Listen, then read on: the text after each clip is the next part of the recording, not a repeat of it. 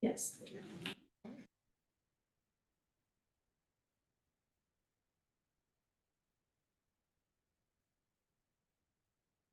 Again, if people want it open.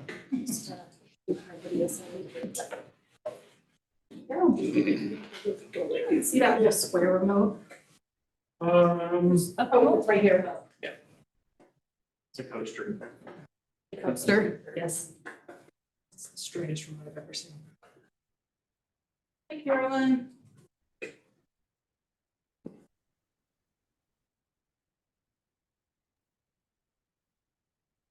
Good evening. Make you a co-host in case you want to share anything.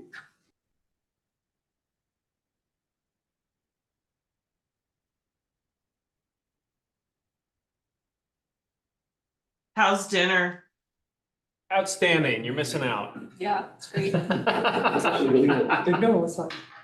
Thank you for allowing me to do this virtually this evening.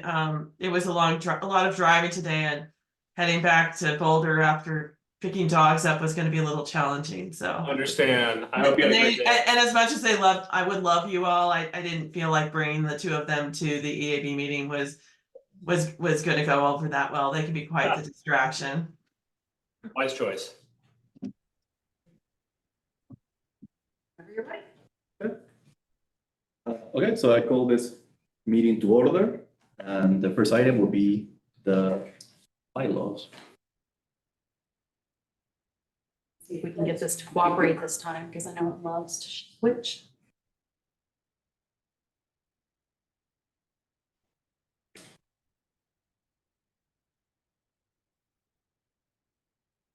Carolyn, if anything looks weird, let me know, because likes to, can you see my screen, Carolyn, the PowerPoint? Yeah, I mean, it's coming up. So there it is. And it's just not in presentation yet. Okay, there we go. Hi, good evening, everyone. My name is Heather Sandine, and I'm serving as the technical host for tonight's meeting. Thanks for your grace and patience as we deal with the technology issues that may pop up today. The city has engaged with community members to co-create a vision for productive, meaningful, and inclusive civic conversation. This vision supports physical and emotional safety for community members, staff, and board and commission members, as well as democracy for people of all ages, identities, lived experiences, and political perspectives. For more information about this vision and the community engagement process, please visit https://bouldercolorado.gov/services/productive-atmospheres. The following are examples of rules of decorum found in the Boulder Revised Code and other guidelines that support this vision. These will be upheld during this meeting. All remarks and testimony shall be limited to matters related to city business. No participant shall make threats or use other forms of intimidation against any person. Obscenity, racial epithets, and other speech and behavior that disrupts or otherwise impedes the ability to conduct the meeting are prohibited. Participants are required to sign up to speak using the name they are commonly known by, and individuals must display their whole name before being allowed to speak online. Currently, only audio testimony is permitted online. Because we do not have registration for open and public comment tonight, you can indicate you would like to participate by using the raise hand function. The raise hand button is in the participant box, which can be found in the menu by hovering over the top or the bottom of your screen and then clicking on the participant icon. When the box opens, you will see the raise hand button at the bottom. By clicking that button, you can indicate you would like to participate in open or public comment. If you have joined us by phone, you can press *9 to raise your hand.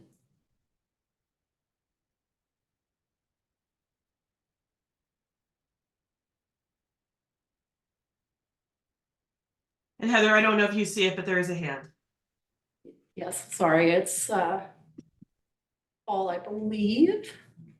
And then before we call on Paul, or not, did you want to approve the minutes? Yeah. Okay, so the next item in the agenda will be the approval of the minutes. So I put forth the motion to do that. Anybody second? Second. Thank you. Yep.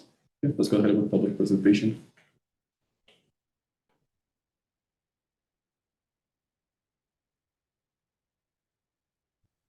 Hi, guys. Hopefully you can hear me. Yeah, I guess so. I saw a wave. So it's a pleasure to talk to you again this evening. Good to see you all.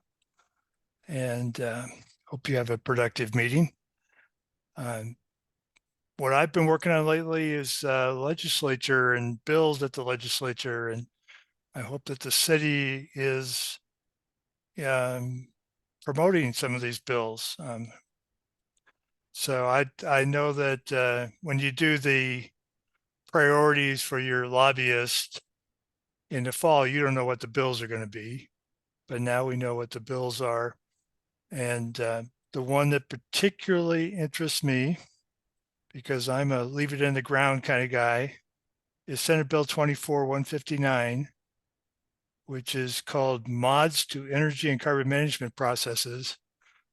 But what it does is phase out new oil and gas permits by 2030, and also ensures that the oil and gas industry has liability for cleaning up their messes.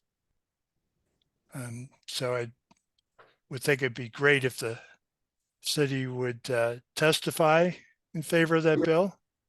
And there's a suite of 3 ozone bills that seem to have pretty unanimous support through the environmental community.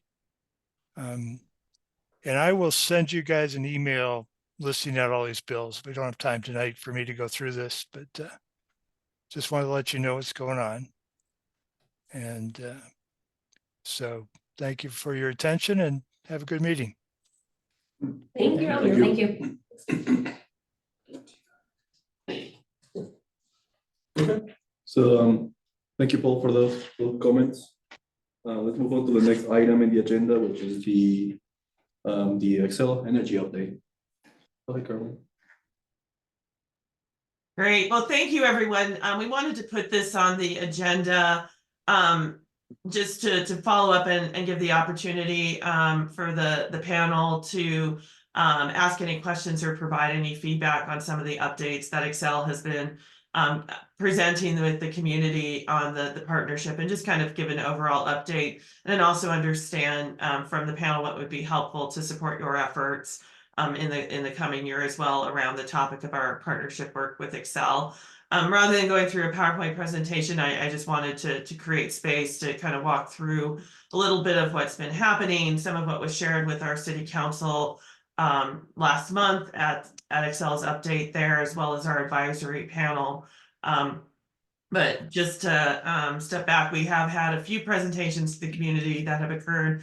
The first was to our Xcel Energy Partnership Community Advisory Panel at the beginning of February, where Xcel provided an update specifically on the emissions milestone that's part of our franchise agreement with them. So if everybody will recall, when the negotiations happened around the franchise agreement, our team felt, represented by our mayor and Councilmember Yates, as well as our city leadership, that it was important to ground that agreement in continued progress towards the community's emissions reduction goals and goals towards renewable and zero emission electricity. And so there were milestones that were embedded into the franchise around system level grid wide emissions. And the first one was for the year 2022 calendar year. So that is the total system emissions that Xcel that is associated with all of the electricity Xcel delivers in Colorado to its customers. There's another milestone coming up in 2024, and then there's subsequent ones in the out years associated with continued progress towards a 2030 target. And each of these milestones had consideration within the franchise around, if community was not satisfied with the progress being made, those milestones or failure to meet them was one of the potential options for exiting the franchise. We also have the 5-year anniversary coming up next year. That is another decision point within the franchise. So that's the background. I'll pause just a second and see if there's any questions just on that intro. I guess I have a general question of how that went in February and how it was received in the overall outlook. Yeah, so first maybe I'll do a quick preview of what the information was. And so specifically, and I wasn't gonna show this as PowerPoints, just to speak to them more specifically. So the milestones are tied to, again, metric tons of CO2. I guess they're short tons of CO2. In our agreement, the 2022 target was 16.6 million short tons. Xcel did have emissions in excess of that. Their achievement was 16.9, so 300. I want to say it was about 1.7%. So it was 0.3 million short tons in excess of what our target was. So 1.7% over the target. They're also forecasting, acknowledging that we're only in 2024 now, to be over in 2024. They did share with us a number of contributors to that, to include the effects of the war in the Ukraine and elsewhere, some of the other impacts on natural gas pricing that drove certain decisions around what generation mixes were in play. The fact that the load growth was a little bit more than they had anticipated when they went back in 2019, when they were setting those targets. And also just acknowledging the fact that when they signed on to the agreement, they were dealing with the portfolio of generation that was in place prior to the agreement, not the one that they were filing with the commission or now moving forward with. So I think all of those factors were definitely, I think, well received, and certainly good explanations for why there was deviation from what they were hoping to achieve. Most of the discussion really centers around confidence around the future targets and the fact that very quickly they are showing that by 2026, 2027, they're going to start to do better and exceed what the milestones are in the franchise agreement. So it's a little bit of timing related to where they were in their regulatory process and a little bit of that control. I think we all acknowledge, though, certainly the fact that the first ones were short certainly lend themselves to really diving into what confidence we have around those out year targets. That was a lot of what the discussion was. I think there was appreciation of bringing it forward and creating that transparency and sharing with our panel as well as city council about the progress. Anything you would add, Jonathan?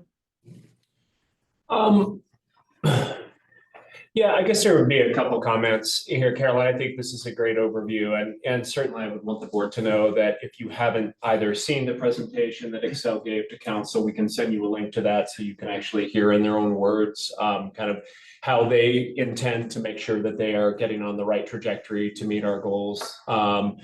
And then if you haven't been on the website, we actually have built out a pretty substantial website that talks all about the partnership, the framework, what about the agreement is really substantial, and really starting to explain that the emission reduction milestones were things that was something that we put into the agreement very specifically because we wanted to see year-over-year reductions in emissions between 2020 and 2030, not something along the lines of like very little progress and then maybe something more substantial in the outer years. What's under that curve really matters when it comes to emissions. But I would also say that I really want to applaud and appreciate Carolyn for her work in helping the advisory panel, this is the citizen group that really has been assembled to help kind of guide a lot of the work between Xcel and the city, that partnership group.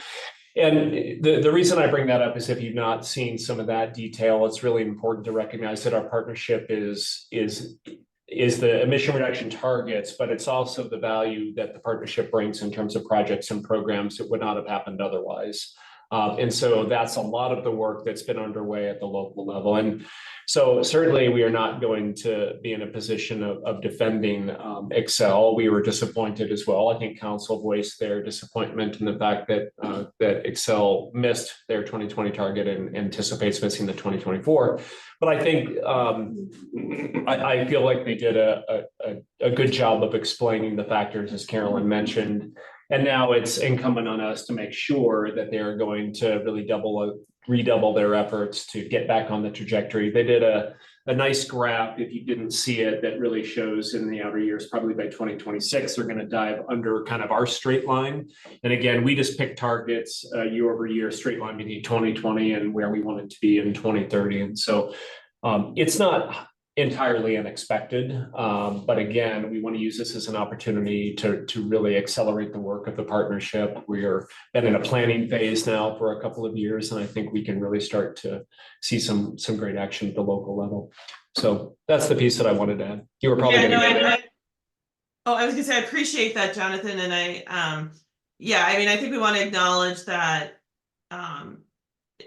getting off the ground with the partnership and starting to stand up things that, can show, more material commitment from Excel to the community has certainly taken some time. I think we're all very much aware that, I think, there's expectation that there were going to be very visible things, early, and it's taken some planning, but I think we are also, excited about some of the things on the horizon and the progress we've made. And so I think that was also part of the conversation to bring forward some of the priorities this coming year around some of our projects, which we can talk about as well. I just wanted to start to, tee up kind of part of the background of the presentation and the reason we put it forward. So I'll pause and see questions for Jonathan or I based on that. I assume that when you talk about emissions reduction, that's increasing renewables and decreasing coal. That's probably not. Yeah, that's correct. It's so system-wide emissions would be all the emissions associated with their generation. So the more coal use they have, obviously the higher emissions they have, the more renewables it's going down. And that mix is rapidly changing with some of the projects that were brought on just in the last year or so on the renewable side. The coal plants, most of them will be retired within the next 2 years. The last unit will be retired by the end of 2030 at the latest. And so we're certainly going to see that trajectory. I mean, natural gas still has emissions associated with it, but certainly we're seeing the right trending in terms of their portfolio that lends itself to suggest we're going to make substantial progress. And I would just offer not just them.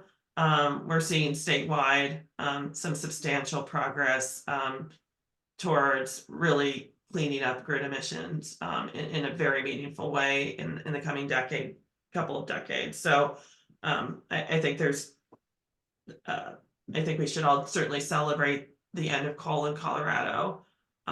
Obviously, we all want it to be as soon as possible, and there's a lot of we'd all like it to be yesterday, but it's still very notable that we know the date, and it's going to be largely over 80% renewables by 2030, which is pretty substantial. I have an equity question. When the coal plants close, what happens to all the workers? Like, do they transition to gas, or do they get any help in transitioning into a new industry? Like, what do they do for work? Yeah, so the Excel has been working very closely with all of the affected communities tied to those plants, looking for opportunities to move them into either new sources of generation. So some of those facilities have been transitioned to natural gas, and they're still working there.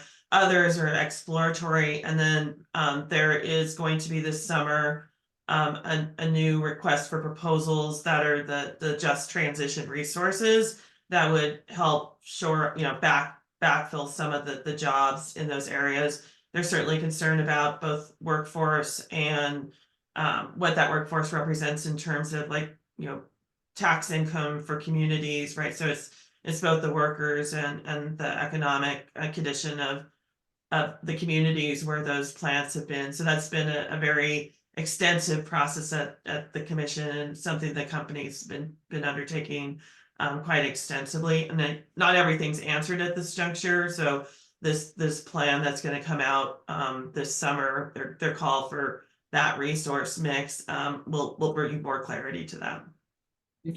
Thank you. And really quick, I would add, Heron, this is the story that's playing out everywhere as fossil fuel generation is phased out. How do you think about that just transition? That's the term that's typically used to think about the impact on those local economies, on the workers, et cetera. And I would point out, and if you caught it in Carolyn's remarks, but the state actually put forward and developed an Office of Just Transition.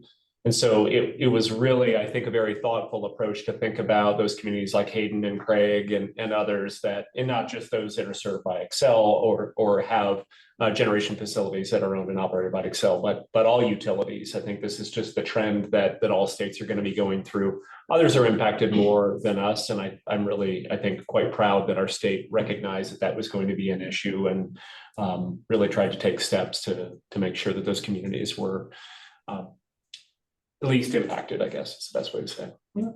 Yeah, and we've worked very hard, I think, as a community to try and support that conversation within all of the decision making that happens at the commission. We've taken a pretty thorough stance in support of the just transition strategies and supported that because it is a really important impact that we need to be very thoughtful around.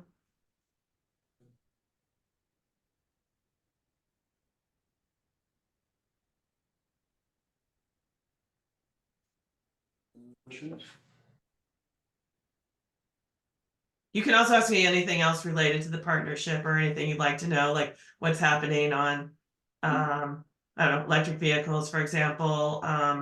We do have some exciting things coming up there. One being hopefully in the next couple of days or early next week, we'll have a new bi-directional charger installed at 30 Pearl.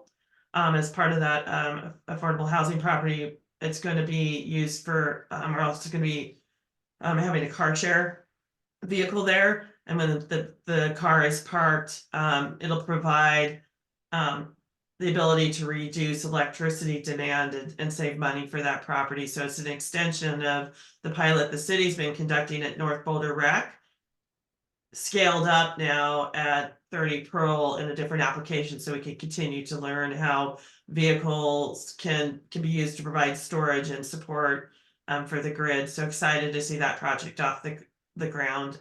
It's in construction and we're just waiting on the chargers to be delivered at this point.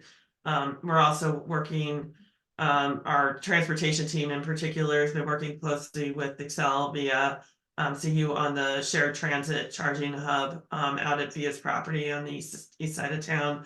So there's been a lot of planning work around that on the EP front. We're very focused on the undergrounding project for Chautauqua. So starting very soon, there's going to be more work going on up at Chautauqua around both wildfire mitigation as well as undergrounding all the overhead lines in that area over a multi-phased project that starts this year to just really help enhance the resilience and prepare that site, that area as well for future electrification. So, upsizing service as part of this effort. So it's a very complex project, as you can imagine. That's there's a lot of wires and utilities that run in a very dense area between the cottages. And so there's been a tremendous amount of planning and cross-department coordination around that and other city projects like repaving the roads and some of the water infrastructure as well. So we're pretty pleased and excited to see that project moving forward within the partnership.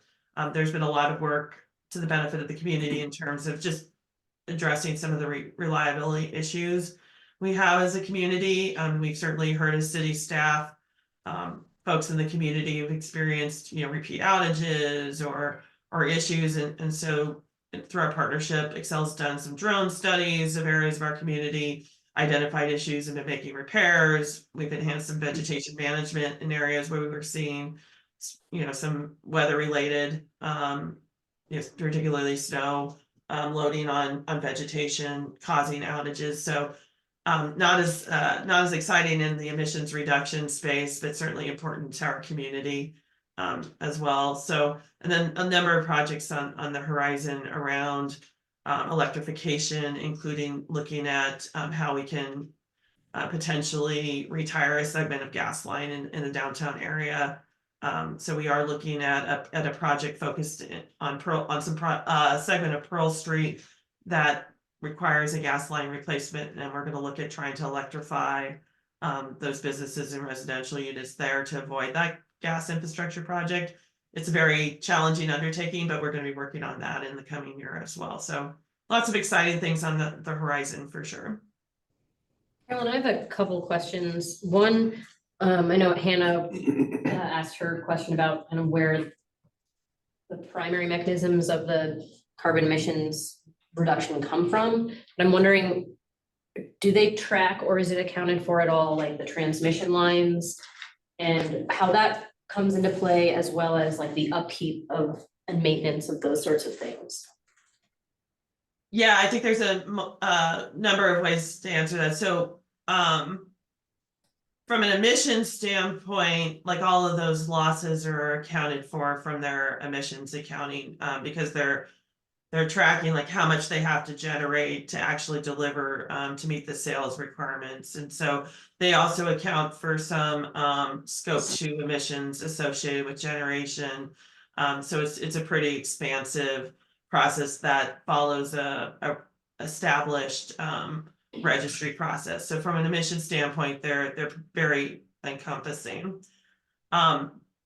There's separate as to what level of investments being made in the infrastructure, both distribution system and transmission system. And there's a number of, I will say there's less clarity around all of the investments being made there, but there's work in progress to bring more clarity around that system wide. And so this fall will be the second distribution system plan that Xcel will file to really look at that future investment need around the distribution infrastructure for growth, reliability, electrification, all the things we know that there's going to need to be investment both in expansion as well as reliability. There's other plans. Like there's a project called the Power Pathways project that's looking at the new transmission and they're constructing the new transmission that's going to be needed to bring the renewables into the communities.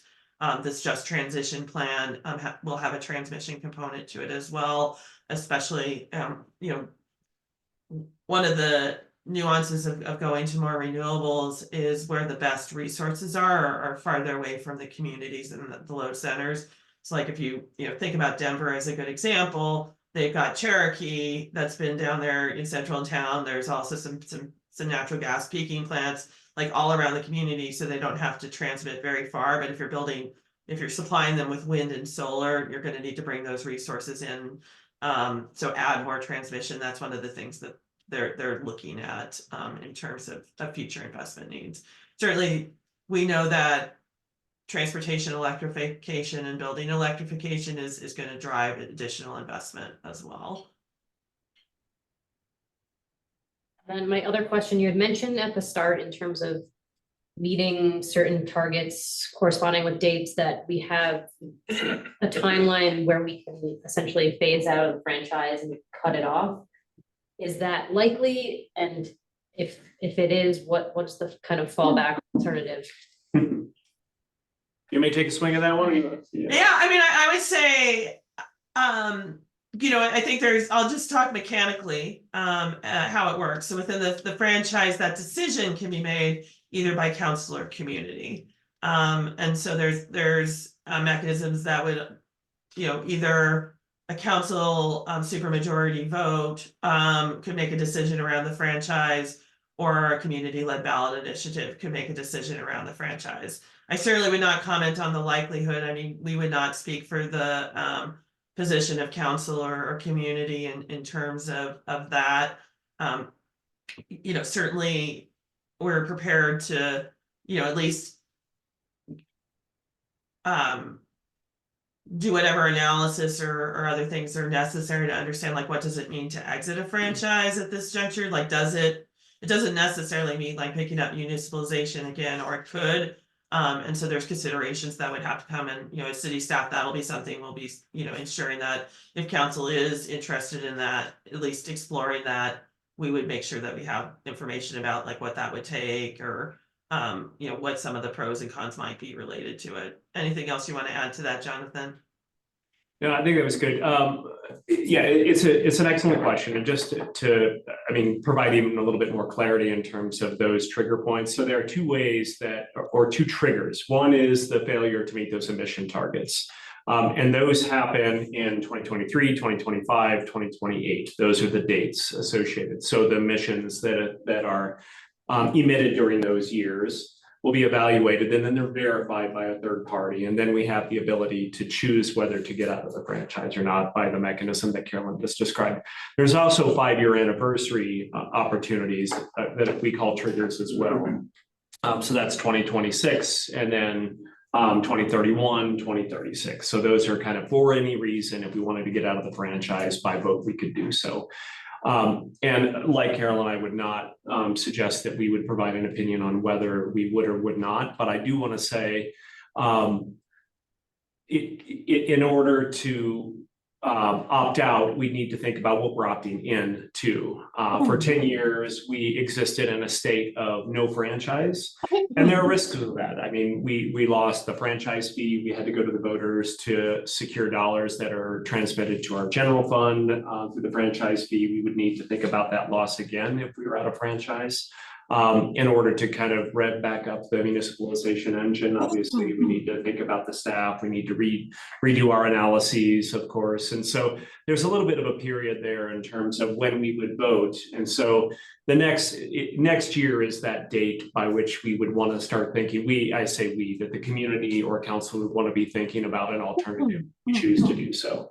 So again, we would provide any analysis or data for the decision makers if they want to start thinking about that. But at the presentation that Excel gave, there was no indication that this council, at least at this point in time, had any desire to move in that direction. The municipalization effort's been an incredibly messy affair for the 10, 12, 15 years that it was happening. It was 10 years. I feel like it might have been. Anyways, it felt like an exorbitantly long period of time. So yeah. Well, what I will say, we were very thoughtful when we created the partnership agreement that to give ourselves the ability to opt out of the agreement if it wasn't working for the emissions purpose or for any other reason. And in the agreement, we also locked in some things that were incredibly challenging with municipalization. So there was this kind of unknown cost that was floated out there. I won't get into the details. It's called going concern or stranded costs. Those are two big chunks that could be big dollar amounts. And so it changes the calculus in terms of purchase price and then your debt service to pay back that debt. And then that all rolls into your rate structure, so forth and so on. And then the actual acquisition cost of the facilities, of the things that we would actually buy and own and operate. And so we locked in some of those details to say, if we went back to municipalization, we capped some of those costs and addressed some of those issues. So if we did, we wouldn't start back at square one. We would actually not kind of pick up where we left off, but actually be a little bit step ahead than where we were. But as staff, our charge is to make sure that this partnership is effective as it can possibly be. Yeah, I mean, I think it's also just worth acknowledging the success that has been realized from the municipalization effort in terms of really creating that statewide dialogue and lending itself to systemic change. So it's very interesting. We're in such different place about like the emissions side of what was a motivator for municipalization. Right, we're gonna be at somewhere between 87 and or more % emission reduction from 2005 in 2030. It's maybe not 100%, but we have projects to close that gap. So it might be, so from an emissions standpoint, a lot has changed. From those decision points, that have been acknowledged. That doesn't mean that there's not other values or things that, I think would be looked at in that conversation, but it's a very different dynamic, but we should really celebrate the success that, this community had in terms of really driving that change. It's such an amazing landscape. We were having this conversation just the other day about, we put out these targets and everybody assumes they're these lofty, audacious things that we'll never meet. And yet, look, we set one to be 100% renewable, to have 100% renewable electricity or to eliminate grid emissions. And who thought that we were going to meet that in whatever year it was that we first set that target. And yet statewide, all the modeling says we're going to be 97% or better emissions free without any subsequent policy action. And there's going to be policy action that's being proposed in this legislative session. So I think that's just phenomenal, and it could not have, that outcome would not have been achieved in the absence of the many different strategies, from municipalization to driving passage of the renewable energy standards to statewide bills that the community had. So I think, I always like to take a moment and just really celebrate the success that came from that. Now we got to get the gas system taken care of. That's our new goal. Electricity solved. Let's move on to gas.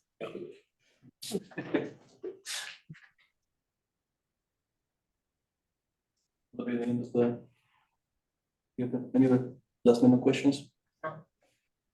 Good. Great, thank you all. Thank you, Caroline. Thank you. And then I just invite you, if there's any topics that you would like us to bring forward related to the partnership to dive into a little bit more. I know our colleagues at Excel would certainly be happy to join, and we can deep dive. And then before I leave you to your agenda, I think I am your agenda for April. And so just wanted to preview that. We'll have a couple topics. The other thing I just wanted while I was here to mention,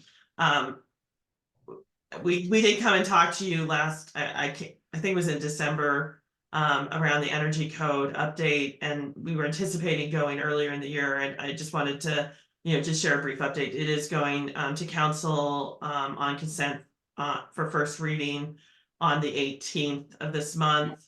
It will go forward for second reading, public hearing in March, and nothing's changed from the conversations that we had with you all, and so we just wanted to just give you that update and acknowledge that we are still very much on track with what Josh and Rob and I spoke with you. I think Rob was with us, at least Josh and I spoke with you about when we did give that briefing, and we're looking forward to finishing up this project and having it go into effect. So I just wanted to give that update as well while I was here.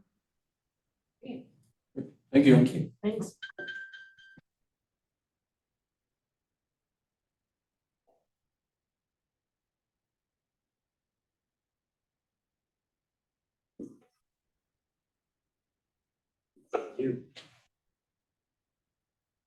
So I have nothing that makes that sound. Let's put something on.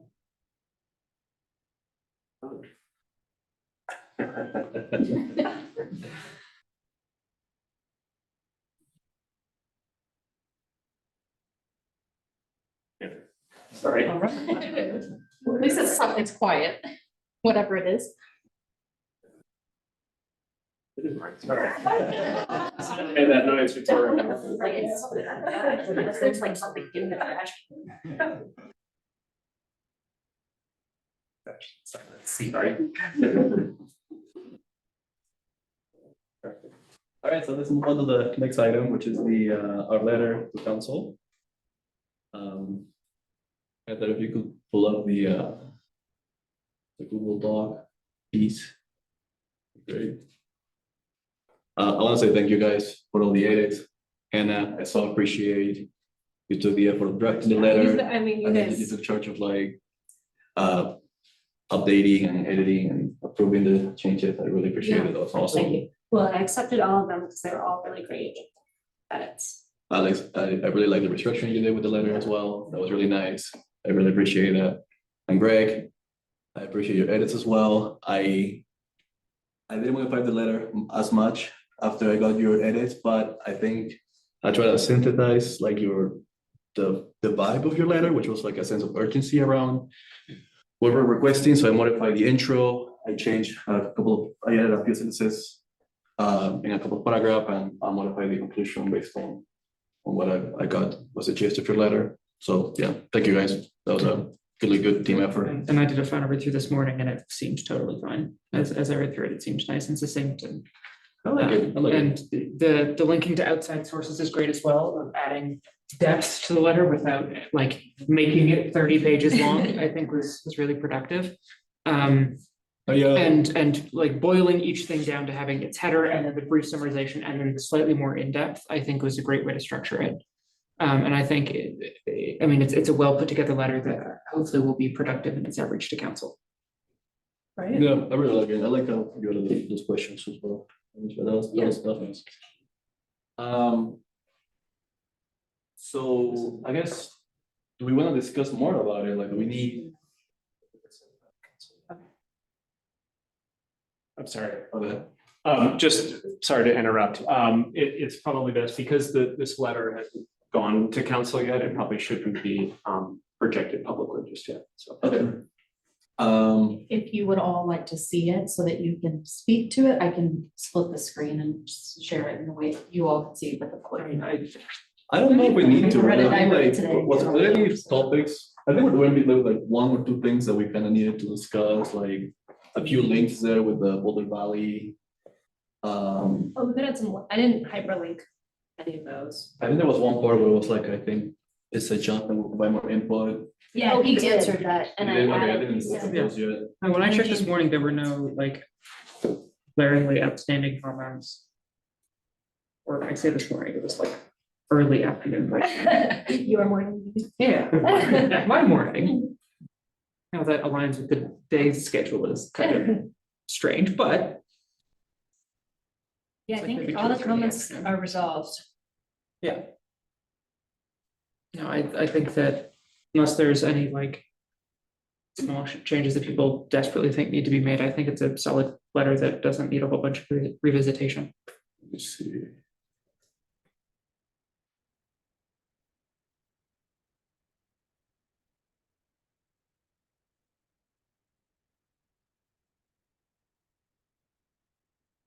Yeah, I think it looks good. All the comments are being approved, everything looks good. Yeah. Plus, I think that there's a pre-retreat council meeting on the 14th. So it'd be good to get it in ahead of our deadline anyway.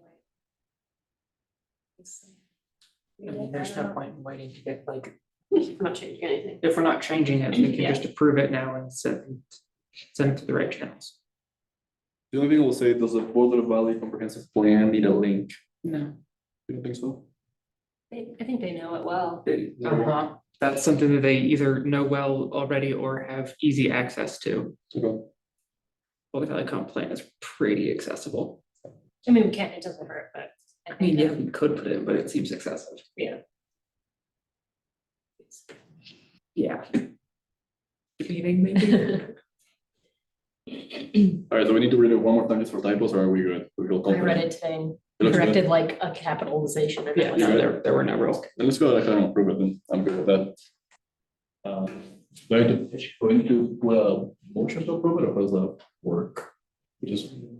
Yeah, okay, then yeah, let's say that's really good. Right. Yeah, Who, the- are you in charge of sending it? Is Jonathan in charge of sending it? How does it get sent? Yeah, typically what we will do is, the staff team is, there is a channel that we will drop it into the city clerk. And then those get routed to council in one big package, and then that gets kind of wrapped up in their materials for their council retreat. If Perfect. there are any questions or any follow-up, I'll certainly, Aaron, I'll let you know, and then you can get with the rest of the board and feel pretty confident this is pretty seamless. Okay. Well, that was easy. So we don't have anything old business or updates, so let's go to Jonathan and the update on the city's climate lawsuit. Yeah, sure. Thanks, Aaron. Board members, this is an item that we put on your agenda a couple of months ago. It's a little bit more timely, but still felt it was probably good to spend a little bit of time talking through with you the oral arguments that took place about a month and a half ago here in Boulder, and answer any questions that you have about our climate lawsuit. And those could be substance-based questions around why we filed the lawsuit, what's really contained within it, or procedural if you have questions on the steps along the way and where we think it might go. But I'll just give a high-level overview and then certainly take any questions that you have.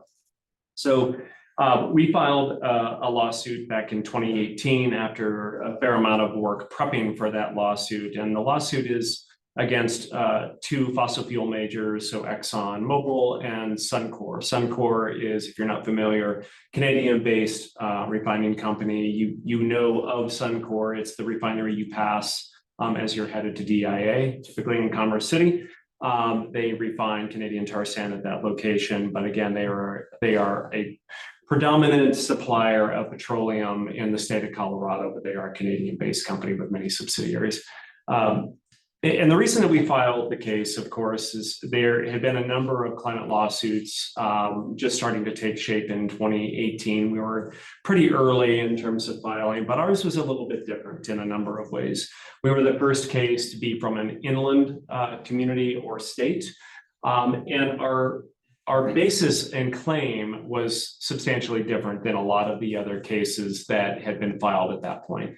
The cases against Exxon and other fossil fuel companies were largely based on the burden of deceit, meaning that companies like Exxon have known for a very long time the damages of the selling and use of their product has caused and the impact it's had on climate change.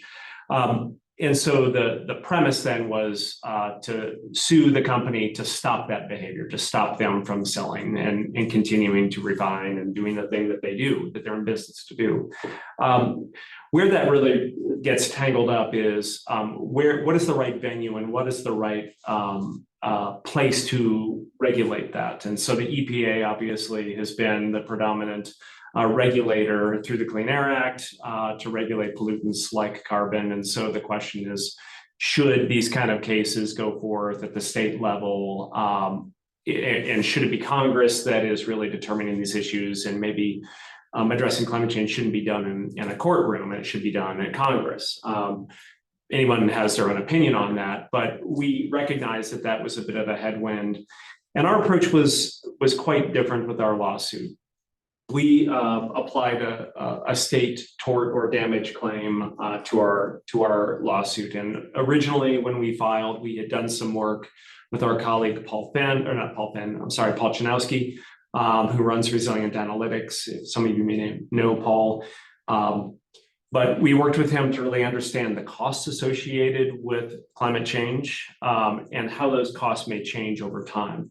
So let me give you an example. So cities like Boulder and any other city, we use taxpayer dollars to provide public service, things like paving roadways, filling potholes, and lights, and trails, and rec centers, and transportation, and utility systems, and wastewater, all of the things that cities do. And our analysis was to determine, well, how does that change? How do those costs change with an increase in temperature? What happens to asphalt with 2 degrees rise in temperature on average, more days of extreme heat? What does it mean in terms of our water quality and quantity? How do we think about those impacts? Then how do you apply a dollar figure to those things? So why that's really critical is our case, again, was based on a damage claim rather than kind of a behavior challenge.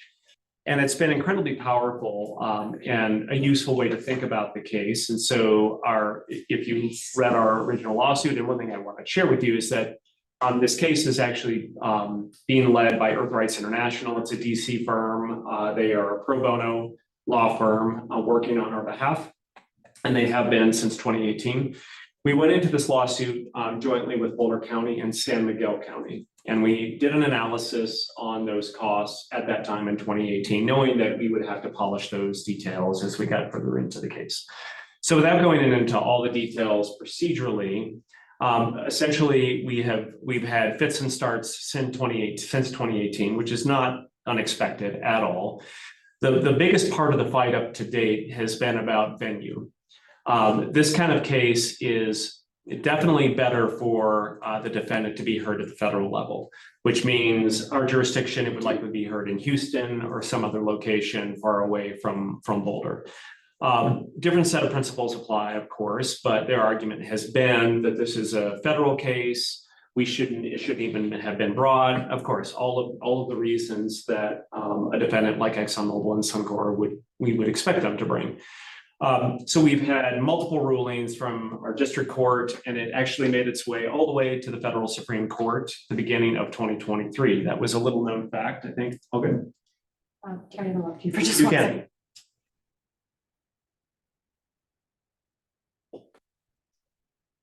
You have one? Oh, yes, it was. How am I do that? Because I picked it up as soon as the mouth was supposed to be. Excellent. Perfect. Reunited. Yay. Mystery solved. It was. I'm like, what is dinging? I found the watch outside. I'm like, I'm gonna get it in the lost and found. Oh, that's hilarious. Perfect. And that was yay. Where was I? Okay.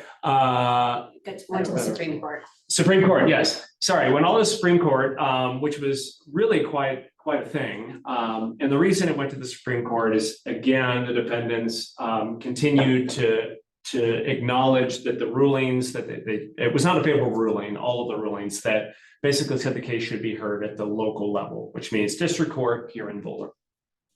Made it all the way to the Supreme Court last year. And the Supreme Court had two choices. They could have taken up the case, which would probably not have resulted in a favorable outcome, I think, for us, or they could have just chosen not to take the case. I am so glad that made its way home. I picked it up and then I was going to give it to Lost and Found. So He said to say thank you for picking it up. perfect, great. So they actually reached out to the Biden administration Solicitor General for advice, who issued a paper essentially to say, Supreme Court, you should not take up this case for all of the reasons that have been heard at the lower courts. I think we were a little surprised when the Supreme Court followed that guidance and did not take the case. The result of that is that the lower court ruling stands. That means that our case will be heard in district court here in Boulder. Huge win for us last year, huge win. So that kicked off the next step in the process, which is the defendants filing motions to essentially dismiss the case. They filed motions to dismiss. So they didn't get the venue that they wanted, which meant that they will argue the merits of the case and try to get the case thrown out. Again, that is argued here in district court, and the first oral arguments were about a month and a half ago here in town. Our earth rights lawyers were here. Many of us went to the hearing, and it was an opportunity for our lawyers, earth rights lawyers, and we also have Colorado counsel as well. You have to have some in-state counsel. So our lawyers were arguing our case, and Exxon and Suncor argued their case and why we believe the case should continue. They argued why the case should be dismissed. At this point, the judge could rule any day. He, of course, did not do a bench ruling, which we didn't expect. He'll need to take a little bit of time to think through the arguments. But what that means is if the judge comes out and does not approve the motion to dismiss and the case continues, we're in a new territory for sure. We enter into what's called discovery phase, and that is the opportunity for all parties to file discovery on each party. That means that we can ask them any questions, essentially any questions, and they are compelled to answer those in writing. So this is where cases get really interesting, particularly in this space, because you learn a lot. Things that have been not public become public. And so we have always thought that getting to discovery would be a significant milestone. We will see where things head. We'll see where things get when the judge issues his ruling, hopefully in the next, I'm going to say, optimistically in the next 60 to 90 days. It could be longer. Last thing I'll say, there are multiple cases like this working their way through courts, not just nationally, but of course internationally.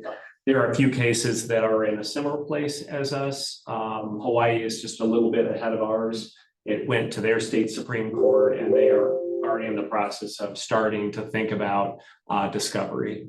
There were some other cases that kind of challenged the timing of ours because, again, there's a Baltimore case, and the Supreme Court wanted to see how that ruling played out before they ruled on our case.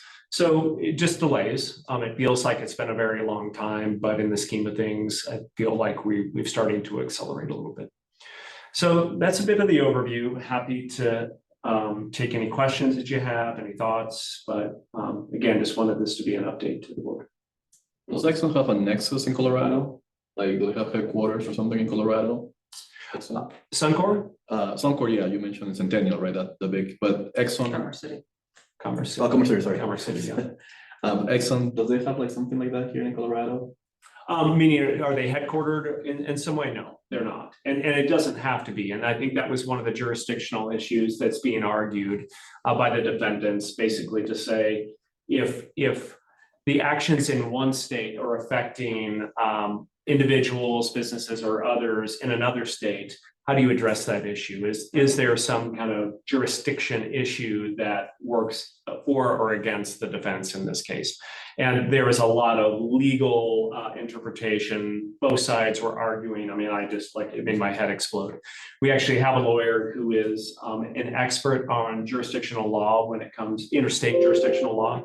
And so it's fascinating to hear his take on the arguments, but again. But also Exxon is, you mentioned, is one of the major oil and gas, like oil providers, right? So a lot of the gas stations are subsidiaries of Exxon, correct? But both Exxon and Suncor, yeah, for sure. So both do business in Colorado. But you picked those two because they're the biggest ones?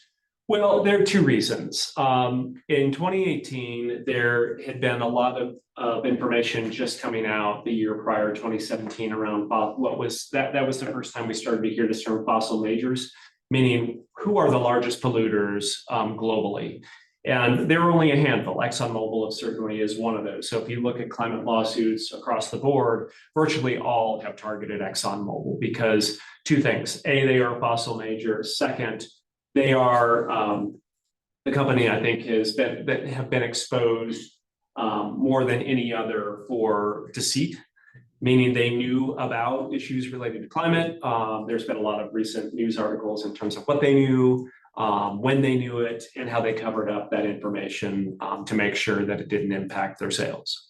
So that's the reason that we chose ExxonMobil, because it seemed very logical as a fossil major. And then Suncor, thinking about the biggest polluters in the state of Colorado, there's direct source pollution, and then there is kind of the indirect source pollution. And as a refiner and an entity that is bringing in dirty Canadian tar sand, refining it here at their facility, and then, a major provider of petroleum in the state of Colorado. That's why we chose an in-state entity like Suncor. And what are the legal arguments, more or less? Like, are you able to summarize them a little bit? I know, like, you're not a lawyer, but it's like, what are the arguments? Yeah, I mean, the biggest, I'm happy to provide you a link to all of, if you want to read thousands and thousands of pages, it's actually fascinating stuff. The basic premise, Hernan, is what's called the damages claim, meaning that the actions of the defendants have caused damage. And we as taxpayers and as cities in the state of Colorado, we are footing the bill for those damages. And so it's called a tort claim. It's very common in state law. And it's not been applied in this way ever. So if you think about something like climate change, and this is where I think we get a little bit stuck in the early years of the case, there have been a lot of, there was a lot of criticism over the case to say, look, you shouldn't try to solve climate change in the courtroom. And we're not saying, Exxon, you need to stop what you're doing. We're saying you need to pay your fair share. We are paying for these costs. We're going to have to pay more in the future. You have to pay your fair share. And that's the substantial basis of a damages claim. And that is why our case is a little bit different than others that have been out there. Others are starting to kind of apply that tactic as well, because it's justified. It's tried. It makes some sense. We still are a little bit in uncharted territory around this jurisdictional issue. Again, burning something in another state, how is it impacting our communities? And then, of course, we'll have to refine our numbers in terms of what are the actual costs? How far do you go? And are you looking at historical costs, or are you looking at projected costs? Those are wildly different things, and so we have some work to do there. So you haven't like put a number on it yet, like what year? We did originally. Okay. Yeah, originally, I think our number was in the realm of $300 million annually. That was a very crude estimate, but it was done in a way to look at miles of roadway, how often do we pave, what happens with extreme heat, how do asphalt roads crown and buckle, what do you need to do to overlay those types of damage. We had a great amount of data out of the 2013 flood in terms of what happens to our utilities when we have sediment-laden runoff. What does it do to our facilities? What are the costs associated with maintaining our sewers and drainage systems? What happens when those culverts wash out? So streets and roads, trails, our utilities, we really focused on those things because we had very, very direct costs associated with those things. But there are multiple layers to think about. Social costs. Well, those come with dollar figures too, essential services that we provide. Thinking about the fact that we have to think about increased cooling loads for public facilities. Where will people go during times of extreme heat?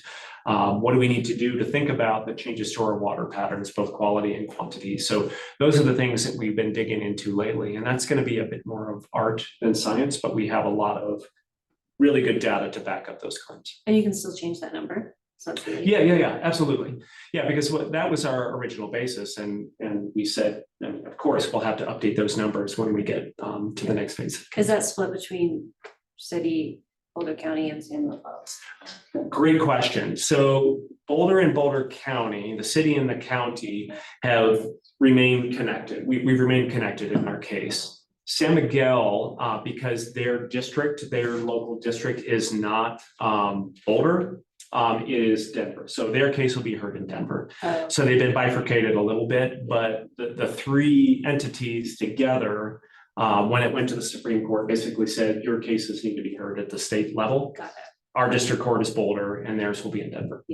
And who pays for the lawyers and birthrights and? They are pro bono, which Oh, means really? that they are working on our behalf right now. They do get paid if we win. Yeah. But right now, the legal support and expertise that they bring, we don't pay for. Of course, we do have costs associated. So we have staff time. We have our lawyers who do the work, but they don't do the briefing. They don't do the arguments. We meet regularly to talk about the case. But During the oral arguments, I imagine the judge was asking questions. Like, did you guys get a feel for his questions? Like in terms of, was he skeptical? Was he receptive to the arguments? It's something that you can kind of tell, based on what they ask. well, what I will say, again, since we're on the record, is that the judge is incredibly smart. He asked incredibly good questions. It was very clear that he had read all of the briefs that were before him. That's what you want. I appreciated, again, as someone who is not a lawyer, the line of questioning was very specific to the merits of the case that is before that judge, which is not should we or should we not, I mean, or costs or kind of who should really be hearing the various arguments, it was really on the motion to dismiss. So our defendants, the defendants in the case, put forth their arguments of why they believe the case should be dismissed outright. Our lawyers argued why it shouldn't and should continue on, and the judge was incredibly good at asking and keeping conversation on that topic. So he asked excellent questions of both sides in the case. I say all three sides because of two defendants, and then of course the city and the county are joined together. And then I assume particularly relevant part is not necessarily winning the case, but more about getting to a point where they have to actually speak truthfully, the companies, and sort of the transparency that can bring. So, right, like, I mean, because there, from my understanding, there were sort of three major milestones, which was making sure it gets heard at the district level, making it to discovery, and then actually resolving the case. And so we got the first one, getting it back to the district level. And so now we're just waiting on whether or not they will actually have to listen and answer questions truthfully on a public stage. Because even if we don't win that $300 million a year, whatever new figure it's going to be, that is questions that they will have to answer under public scrutiny that they can no longer avoid. Which can bring a large amount of backlash if the answers are suitably horrific, as I'm sure they are. Do you guys already have questions in mind of if discovery is granted, or is that something? Oh, yes. We've been thinking about this for, well before 2018. The questions that we might want. Nice. Can't wait to hear what happens. Small question, Sure. you mentioned at the start that we were one of the first landlocked states to bring this forward. Why are coastal versus landlocked states differentiated? Is it just like shipping and ports? No, the reason being that, and this is, this plays out in many different levels, right? So coastal cities are feeling the immediate effects of climate change, right, with sea level rise. And many of those cities are spending huge amounts of dollars trying to protect assets, protect infrastructure, protect people.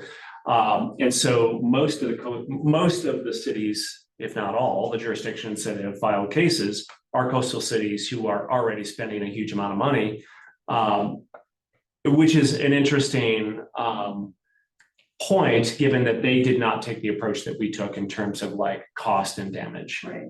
They obviously reference that, you know, climate change is resulting in huge cost to jurisdictions, but that wasn't the basis of their case. I think we learned a little bit from their cases and then took a different approach.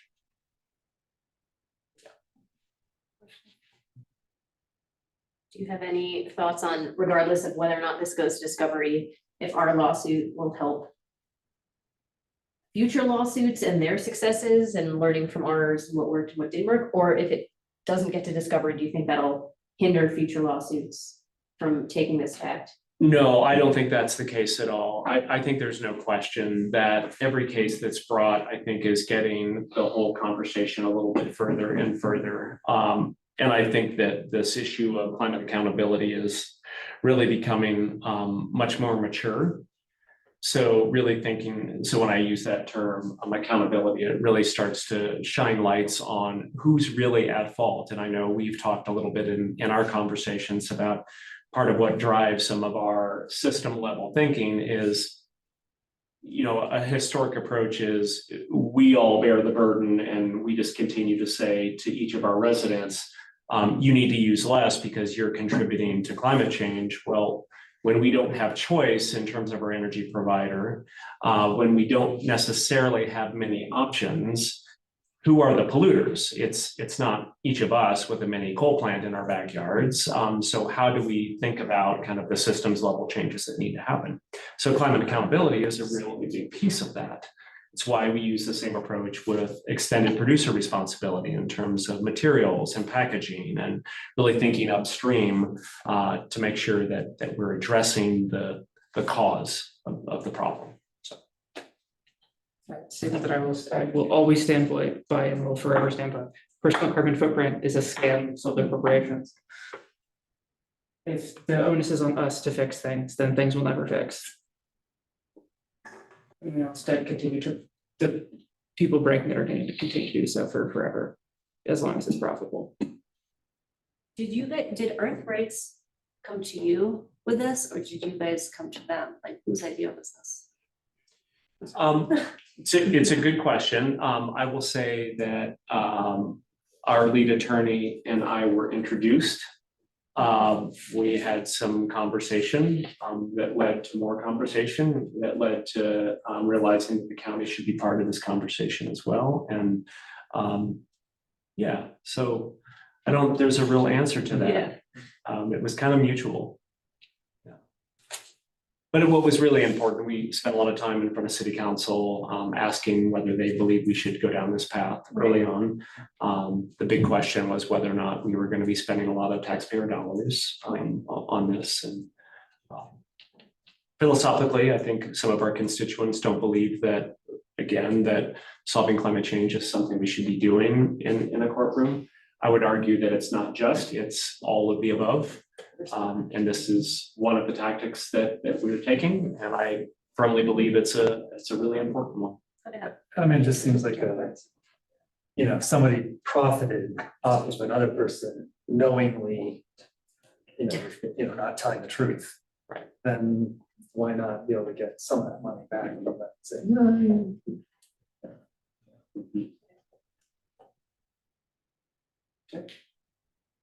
Thanks for listening. Thank you. Okay, but which way should have done? Now we need to go over the council calendar preview. Oh, it's me still. Yeah, so sorry. We've not heard enough of your dulcet tones yet. I'm sorry. We've not heard enough of your dulcet tones yet.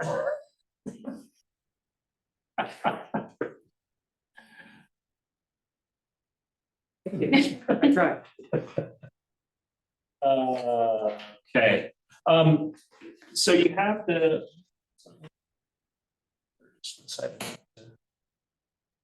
Be nice. There we go. Okay. I make this computer mad pretty frequently, so. Few things that I wanted to mention to you that are coming up. If you had a look at the council look ahead, a few things that I would like for you.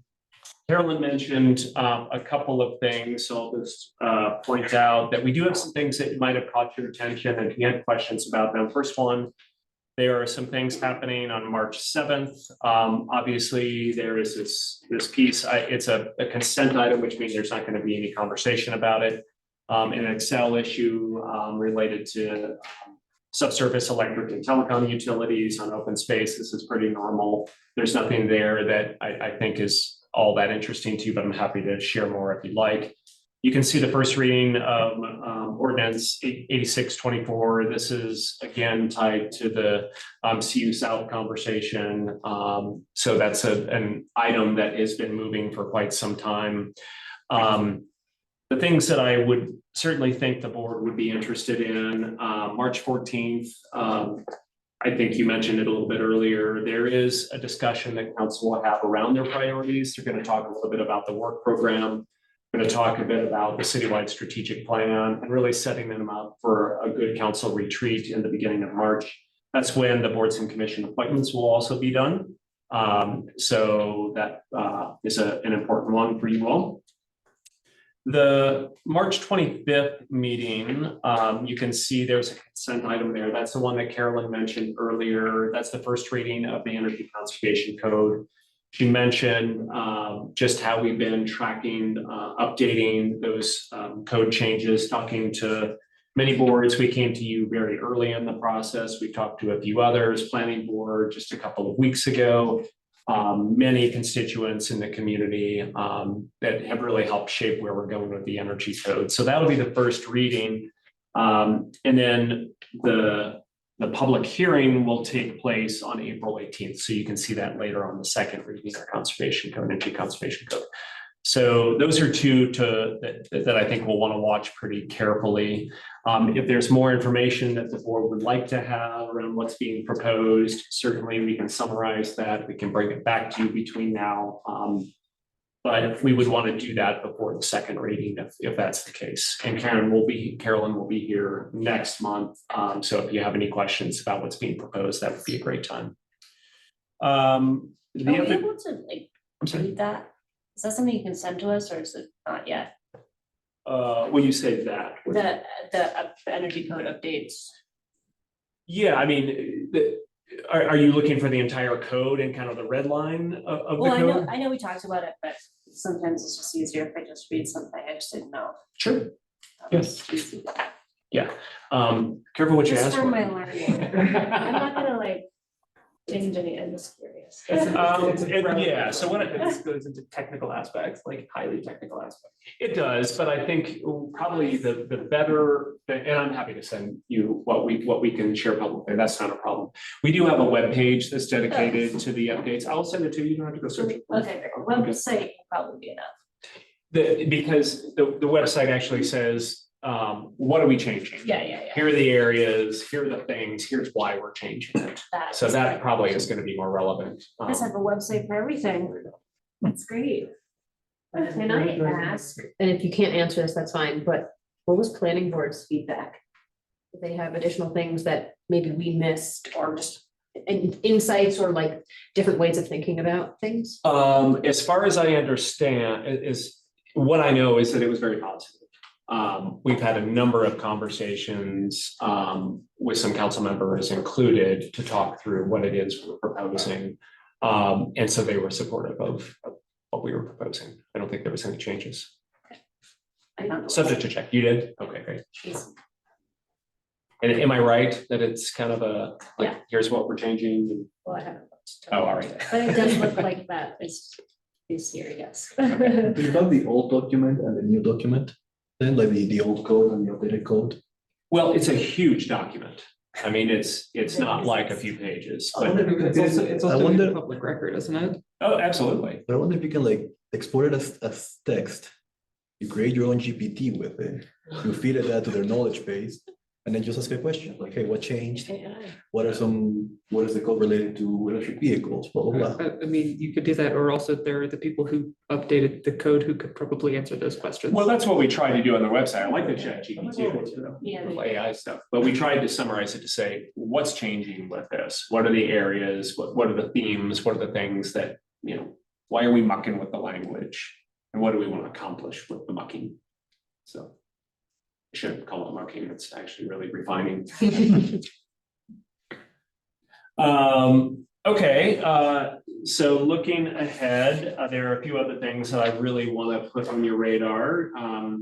You can see that on April 11th, and we're happy to bring this to you. I don't know, certainly we can do it if the board wants, but we're in the process of purchasing our city streetlights. We are running that generally out of my department. The transportation manages our streetlight program, but the acquisition we are in charge of, it's something that's a little bit of a residual from our municipalization and Excel partnership work. It's one of the things that we put in there, the ability to purchase the streetlights, to be able to convert them. We talked with you all about the pilot project, if you recall, about the street lighting. This is a little bit different though. So if you look at this April 11th item, you can see there's a first reading of an ordinance to update streetlight standards. This is really about attachments to the poles. And so it's really kind of the wonky code piece of it, not necessarily related to the conversion of the streetlights or the acquisition. So I just wanted to let you know if you saw streetlights on there, happy to talk about what we are changing in code. I don't think it's necessary to bring it. I would like to come back to the board and talk about where we want to go with the conversion process though, once we acquire. Yeah, I feel like probably the second part of that is much more relevant than the first part. Correct. Yeah. Yes. May 9th, you can see some things on there. Council will be talking about ballot measures. We'll be talking about financial forecast and a budget update. But May 23rd is really a date that I want to highlight for you. So that's where we are going to be going back to council with a study session on the noise ordinance related to the gas power landscape equipment that we talked with you last time. So that's why we wanted to come back to you next month have more of a discussion, see where, you can see where we are, where we're headed with those ordinance changes and get your feedback. That's the short of it. It's our look ahead for the next several months. Sounds good. Any questions, guys? We're discussing Hannah's Yeah, email. I didn't have a chance to. That's okay. Yeah. Yeah, I need to, I put forth a motion to amend the agenda and add this food system stuff to the agenda. Anybody second? I'll second. Okay. Okay, so I had an idea, and the ask for the board would just be like an endorsement. We're behind this and and what it is, and this can evolve. But I talked to an organization today that works with cities, specifically restaurants, to help them just do like a plant powered for the planet month. And just bring, it's like a campaign, it's just saying, add a special climate friendly option, or that's basically what it is. It's like 15 restaurants, they get to opt in and they can say no or yes. The part that the city is involved in is really just like endorsing it. City council and city staff, ideally, the climate department, I've not yet talked to Jonathan about this, would just say like, yes, we support this, and give like a quote for press. The work is done by this organization. I would help like connect to local restaurants and make any introductions and stuff. So it doesn't cost money. There's no staff time work or anything like that. And the reason I want to do it, you can read, so one thing I sent was the impact report from Austin. So they quantify all the climate emissions and kind of the climate impact from a city point of perspective. And then they work with their restaurants on sales and help them say, like, from a dollar perspective, did this help your restaurant or not? And how did you get more people in, or things like that. So they do all that work, which I think is really cool. It's not this is not like the change I want city to make, but my thought is like, okay, let's take one step, do one thing, get a little momentum going. And then they also work with cities on like writing actual policy that they can adopt within like something that council would do. And so this could be like a foot in the door and kind of getting some of the stuff done. It could be a cool thing to say like, this was, brought to the city from the EAB, taking a stance and kind of like getting momentum going, since I have low expectations of the speed of other change happening. So that's my proposal. So the ask would be, would the EAB want to say like, we endorse this? Right, so does that happen? So you said there's like a month where they bring these restaurants to put this item on the menu. So when does that happen? It's up to us. Okay, so it's not like there's this 1 month a year where they go to a Always whole in bunch of April. cities. Oh, yeah, no, Okay, no. but they go city by city, and go, okay, so for this month, we're gonna be helping Yeah. this subset of restaurants have environmentally conscious or. Yeah, I mean, it would be plant-based, but Right. focused on, quantifying the emissions, climate impact part of it. And I talked to her, she said they try to do a mix of restaurants, so it's all very cheap, affordable to fine dining, all locally owned, so not chains, and then different parts of town, so it's not just on Pearl Street or something like that. I mean, realistically, it's like a small campaign, but I think it'd be a great way to also see like what community members are want to like get involved in something like this and kind of step up and educational campaign. So they go to the restaurants that are vegetarian, vegan, or they just? No, it'd just be like, they have to have a special, that's like their plant-based for the planet special. I don't even know if they have to call it that. Menu item. or something. Yeah, I there's a little, I don't have like total clarity in like what it will look like. I just said something about table tents. I don't think I think it, from what I understand, it's very much focused on sustainability and climate. So it's not, they don't use the word vegan or kind of like any of that side of things. It's more like adding one special option. Okay. And then they survey customers to get data. So they only base the only thing they're changing is this one special meal Yeah. they're coming up with at that restaurant, Yeah. not talking about. I think they any have like other- flyers and stuff that can go with it, that give to the educational part of it. Just like an awareness campaign. It's an awareness campaign. Are restaurants allowed to use a menu item that already exists as plant-based, or do they have to have a new? They have to do something now. So they handle that, right? They handle that. Yeah, she said if they want help with menu, they'll help, but usually restaurants get to do it themselves. They've done it twice in Austin. And Austin's now writing in some actual legislation, or I don't think, council, whatever council's putting in some policy. What is it? Or city ordinance. Ordinances around it, and then they did, I wrote down some random place in Pennsylvania. There's another one, so they've run this campaign a few times. Yeah, So if Austin's done it a couple times, it sounds like it's fairly successful, or do you know, like, metrics wise, I assume CO2 reductions or emission reductions, that was impacted? Did businesses find that it brought in yeah, more customers or more, higher diversity of customers, or changed their profit margins? yeah, I didn't get the, her impact report from the restaurant side of the view, but she did say, let me look at my notes, that it brought in they brought in new customers that otherwise, and their existing customers also were interested in trying them. Which was, I think, a surprise to the restaurants.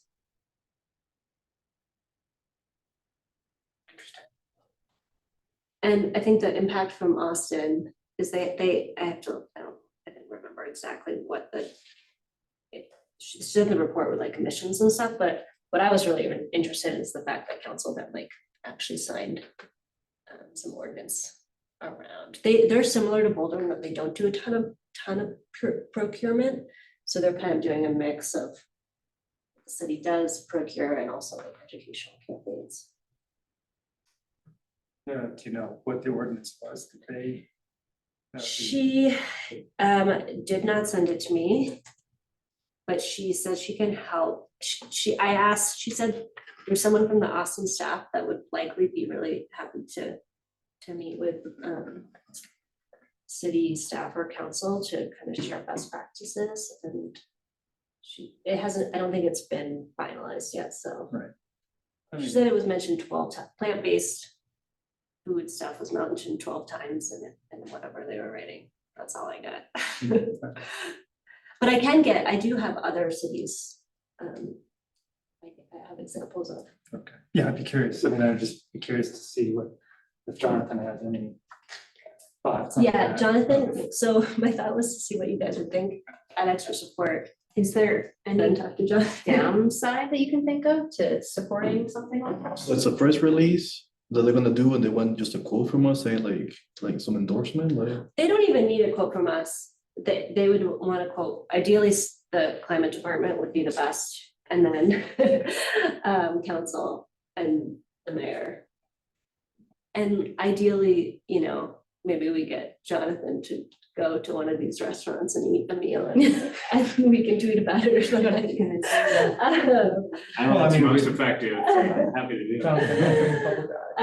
Yeah, this is not my this is gonna move the needle on things. This is let's get a toe in the water and get a little bit of momentum and see how it goes, and just try to get things moving. So, I appreciate the working initiative of starting this conversation. Yeah. I'd like to hear Jonathan's thoughts on this, like I what would the too. process looks like.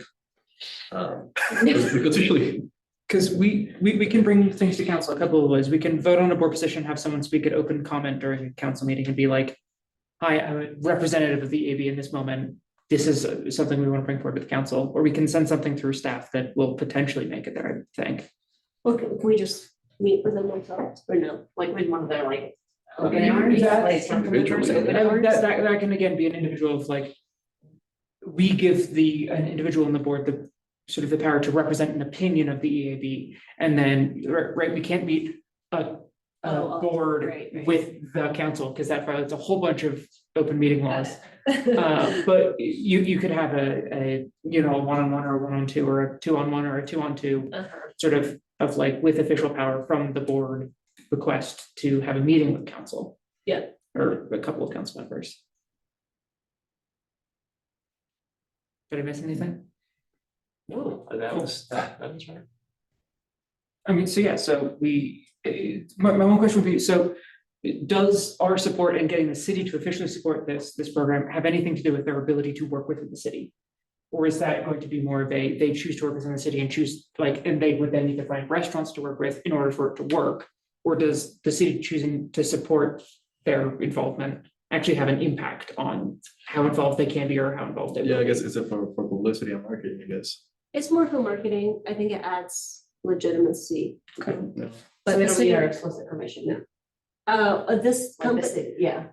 oh, I didn't, from the EAB, you mean? No, or the EAB, council, mayor, what have you. I don't think they would ever do it without the permission. That's not They part don't of need their like. permission. They don't need permit, it's more about like permission versus endorsement. And Yeah, neither it's of not those are permission. required because they're just working with private businesses to do Totally. an outreach campaign. Right, but their theory of change Right. is to have the Is city to work involved. with the city. And by involved, I mean endorsing. Yeah, it sounds like they just want the social proof, Yeah, you know, so. yeah, and I would be the like liaison that, or whoever knows restaurants, but basically you just introduce the local restaurant owners or managers to the person, and then they have all these templates that they work with. I think it sounds like a cool idea. Yep. I don't see any downsides personally. I don't either. Yeah. So will the next step be to like assign you to? Yeah, I think if I got the endorsement of the board, I would then want to talk to Jonathan and work on the endorsement of city staff, and then I would talk to council members, mayor, and just see, it doesn't even have to be all, it could be maybe 5 council members or It's a voting majority. one, whatever. They don't have to vote on anything, I can just do it as individuals also. Doesn't have to be like Right. the whole council. So yeah, that, there would be nothing else for the board to do unless you guys wanted to get involved in my. Well, just thinking about the logistics, like Brooke said, you could draft something and then go to a council meeting and say, I'm speaking on behalf of the board. Oh, right. After I guess we'll have to approve that 2-minute, 3-minute talk, like little, yeah, and then you have to present to council. Yeah, or I guess I could say, I'm speaking as an individual, I have gotten the endorsement from the AB board. I don't know if you can do that. No, you for sure can. Okay. Like, also, we wouldn't. Yeah, okay, so we wouldn't, it would depend on how involved we as a board want to be. But if we decide, hey, we support this concept, and then here, you have full permission to go and speak on this, we don't necessarily need to approve the full 2-minute speech that you're gonna give. But if it is an official board position that we vote on record, and we have a majority vote in support of it, and we give Hannah permission to just go to council and say, this is something we support. But then what would you say? Would you say I'm speaking on behalf of myself or speaking on behalf of the board, because those are different things? That would depend entirely on what we decide. Just, no, thanks, Harold, just to offer a comment here. Procedurally, it totally depends on what you're wanting council to do. If you are looking for an official endorsement, that takes many different forms. A proclamation, a declaration, or an ordinance. That's what an official endorsement of the city looks like. If you want that endorsement to fall into one of those 3 categories, then it makes sense for the board, a representative of the board, to attend a council meeting and specifically ask for that endorsement. We'd like this endorsement and we think it should look like this. It should be a proclamation or it should be a declaration or something. I don't think that's what you were describing. So thanks, that was a clarification question, which suggests to me that that's probably not the best forum, because otherwise you're going to a council meeting, a policy discussion of the policymakers and asking them to do a personal endorsement. And that's not the place to do that. Right, That should be something more like an email to council members. yeah, And that email could come from the board. It could come from you as a representative of the board. You could say, speaking on behalf of the EAB, this was brought to our attention. We'd like to bring this forward to you. And as individuals who love to encourage you as individual council members, if you feel it's appropriate and aligned with your values and you think it's important to endorse. Mhm. That feels like the right thing to do from the council's perspective. And I will just say while I'm still talking, we get these kinds of requests pretty frequently. Endorsement could look like a lot of different things. And the city is usually pretty conservative about using the city voice to endorse a certain thing.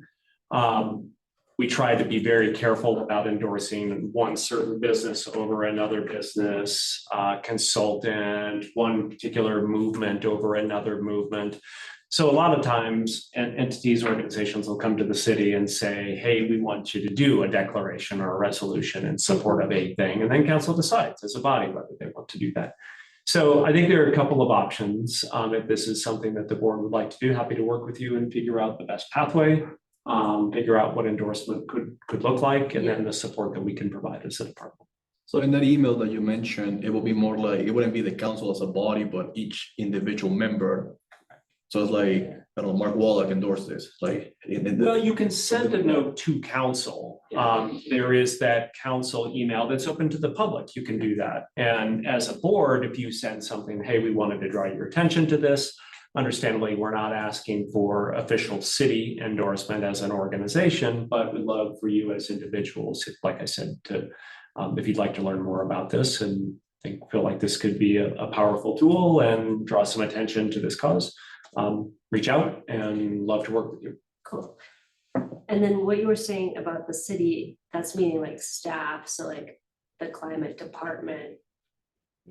Well, yeah, I'm sorry if I wasn't clear. So the city tries to speak with one voice, Got it, meaning that makes sense. that if the city's going to endorse a thing, it's not a department endorsing it, it's the city endorsing Okay. it. So that comes with a That lot of makes sense, power. yeah. And that all goes through council. It can originate from departments, but it like, Got it. departments are sort of like the brain of it and council is the voice. Okay, Right, so it doesn't matter where it's coming from, but it's like an endorsement of the council That is an makes endorsement sense. of the city. can city staff also do personal endorsements like council members? Of course. Okay.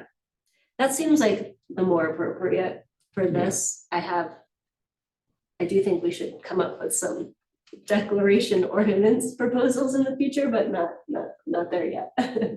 Mhm.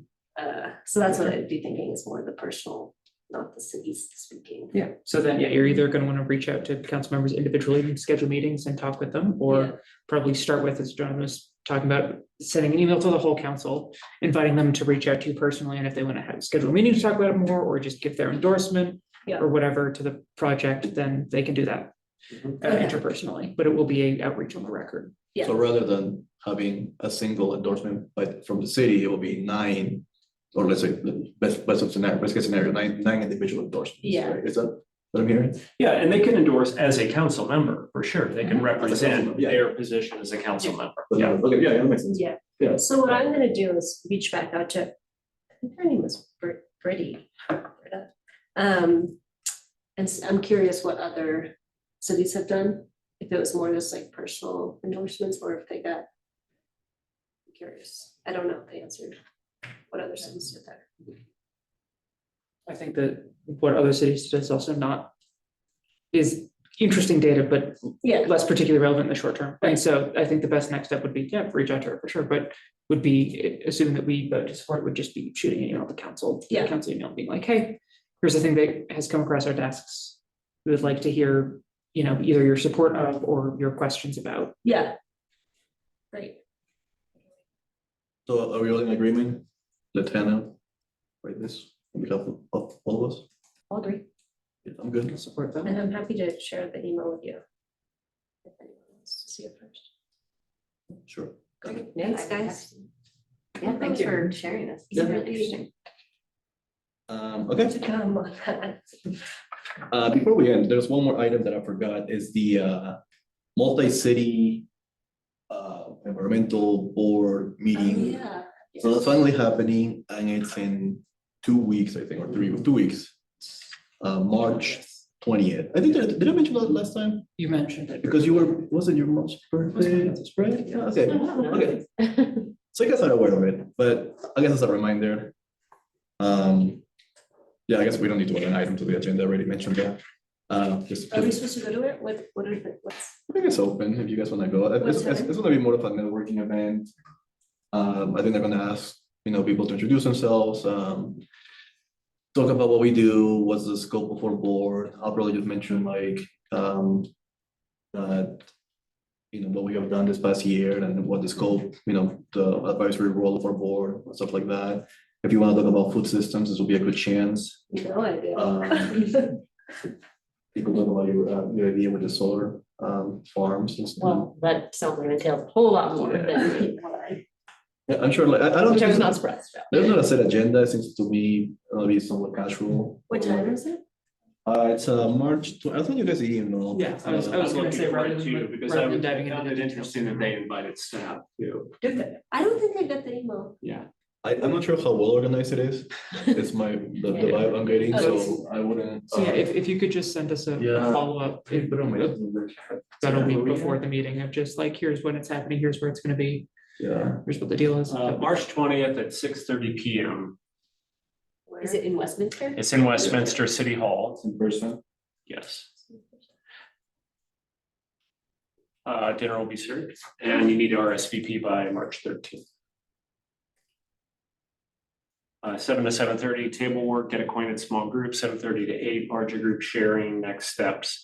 And there's a raffle, so. I missed it. I didn't know anybody still did raffles. Wow. Can I make a quick comment? Do you mind, Hannah? Go ahead, please. If any of you do plan to attend, I feel like I probably will.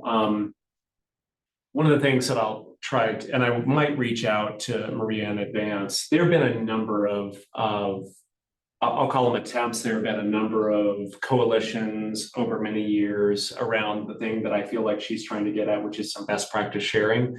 There's a little bit of difference in terms of the boards, so I don't believe all of the boards that have been included in here are appointed boards. Some of them are just kind of citizen groups that come together. So levels of authority, I think, are going to be a little bit different. The approach and kind of connectedness to the city may be a little bit different. But I feel like there may be some level setting to say, look, we have a Front Range Sustainability Network, we have CC4CA, and part of what the challenge that I've experienced is some of the best practice sharing. It's like you get together and like, what are you doing? And what are you doing? And what are you doing? Isn't that interesting? We'll see you in a couple months. And I'm not suggesting that will be the case. It's more, how do we work together? What are the common things? We'll find strength if we all kind of work together. So here's what I'm working on. I can really help you advance some of your work. And so we have some of that architecture already in place. And I would hate to recreate something, but I also don't want to show up and just throw cold water on what feels like maybe some movement. So I will attend unless, Hernan, unless if you want to advise me not to attend, I'm happy not to. What I will advise is like, I don't think the format for the meeting is set yet. So if you have experience with these kind of collaborations, it might not be a bad idea to reach out to her and Yeah. do a friendly suggestion. Hey, like I think in the past, with so many people attending, like you said, yeah, if I do this and then, we go to the next person, what do you do? There's no time to network. So it might be good to offer some perspective on what has worked in the past, what hasn't, such that I think that's right. actually the meeting is the most effective possible. And I may reach out. It was an interesting email because it was, my colleagues in Denver, Liz Babcock, who essentially does my job in Denver and in Longmont and Superior, Lakewood, and looking at my colleagues that I know from these other coalitions are all invited to this as well. So Great meeting. yeah, be Is interesting. there anything we're not allowed to talk about? No. So, well, as long as you don't violate What open if- meeting policies. Yeah, wait, what if there's how many of us? No, that's okay. Well, You're not making that's- decisions. Oh. Yeah, as long as it's not a decision-making conversation and like, that we're fine. So. Do you want to send out this invite? Do you want me to send it out? Yeah, I mean, if you have it there, just forward it, please. That would be great. Happy to. Which reminds me, I'm on a monthly climate happy hour. I'll send you guys the invite. I waited because I wasn't sure if you were all allowed to be there or not, because I was confused by all the rules. Anyway, I'll send it to you guys. You ever want to come? Yeah. Thank you. Can I just frankly look? Not that I've ever drunk illegally before. Oh, yeah.